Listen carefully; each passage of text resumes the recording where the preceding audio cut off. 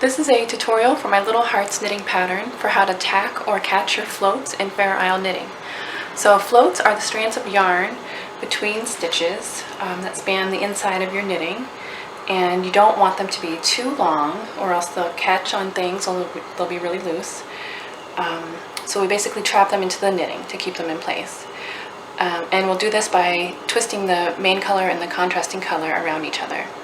So in this specific pattern with super bulky yarn, we don't really want our floats to be longer than about 3 stitches long.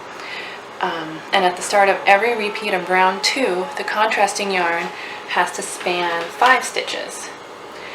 So we're going to trap it into the second stitch at the very start of the repeat of round 2. Okay, so I'll show you how to do that. So I hold my main color in my right hand and the contrasting in my left. I'm just going to knit this first stitch, and then in the second stitch we are going to tack the float.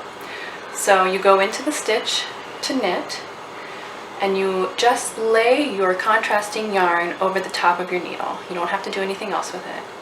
And then you're going to bring your main color around to knit, and you knit it normally and knit the stitch off the needle. Then you knit your next stitch. So now you can't see the contrasting in the front of the work, but it is trapped into the back of the work by kind of wrapping those 2 yarns together.